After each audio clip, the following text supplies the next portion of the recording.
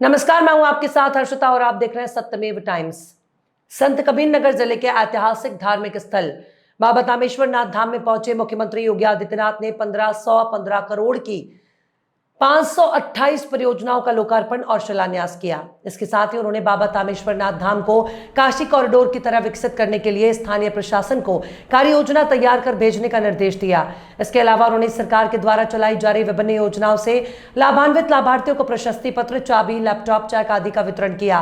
कार्यक्रम को संबोधित करते हुए मुख्यमंत्री योगी आदित्यनाथ ने कहा कि डबल इंजन की सरकार में जहां धार्मिक स्थलों का सर्वांगीण विकास हुआ, वहीं युवाओं को रोजगार परक भी बनाया गया। प्रदेश के नौजवानों के लिए भर्तियां निकाली गई, तमाम युवकों का उत्तर प्रदेश पुलिस में चयन हुआ।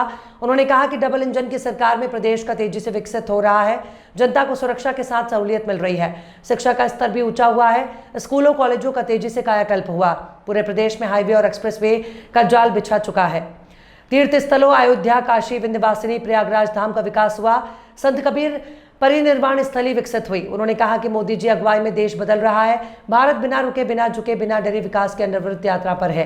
4 करोड़ लोगों को पक्का मकान मिला, 10 करोड़ माताओं बहनों को उज्ज्वला गैस योजना का लाभ मिला, 12 करोड़ लोगों के घरों में शौचालय बना, 45 करोड़ लोगों के जनाधन खाते खुले, 50 करोड़ लोगों को आयुष्मान योजना के तहत कार्ड मिला और 80 करोड़ लोगों को फ्री में राशन मिल रहा है। मंच से बोलते हुए सीएम योगी ने कहा कि 2047 तक भारत विश्व का सबसे मजबूत राष्ट्र बन जाएगा। तामेश्वर नाथ की इस पावन धरा को नमन करते हुए आप सभी संत कबीर नगर वासियों को आज 1500 करोड़ रुपए से अधिक की इन परियोजनाओं के लिए मैं हृदय से बधाई देता हूं। आप सबके प्रति अपनी शुभकामनाएं भी व्यक्त करता हूं। बहनों और भाइयों, आज हमारा देश बदल चुका है। एक नए भारत का हम दर्शन कर रहे हैं। एक भारत जो एक भी है, श्रेष्ठ भी है। एक ऐसा भारत जो भारत बिना रुके, बिना डिगे, बिना झुके अपनी विरासत की यात्रा को भी और विकास की यात्रा को भी अनवरत आगे बढ़ा रहा है।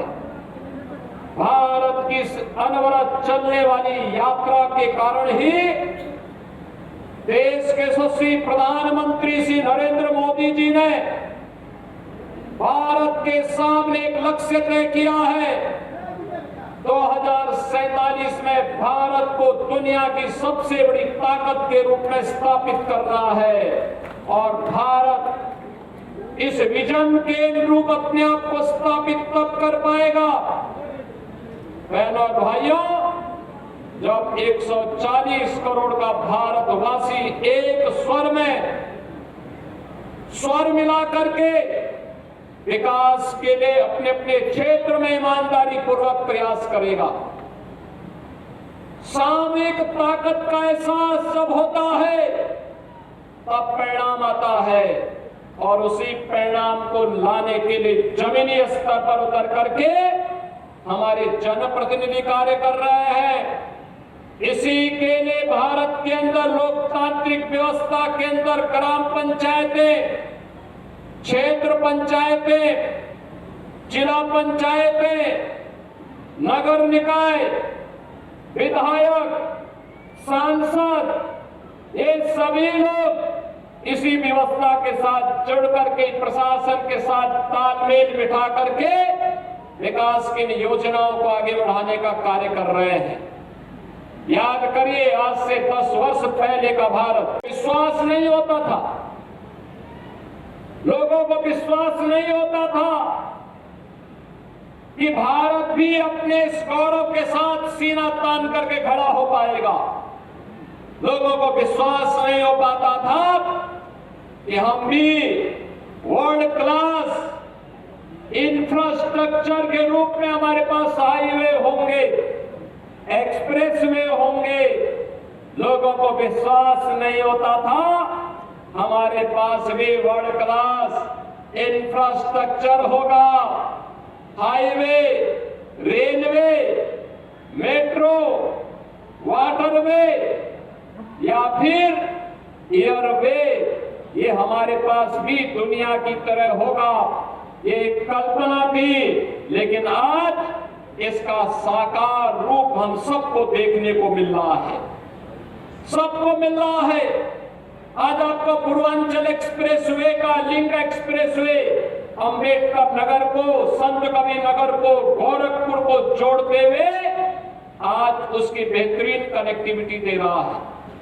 भारत का सबसे बड़ा एक्सप्रेसवे का नेटवर्क यूपी के पास, रेलवे का सबसे बड़ा नेटवर्क यूपी के पास, मेट्रो सबसे अधिक सिटी में चलाने वाला राज्य उत्तर प्रदेश, और देश का सबसे बड़ा एक्सप्रेसवे का नेटवर्क भी हमारे पास है।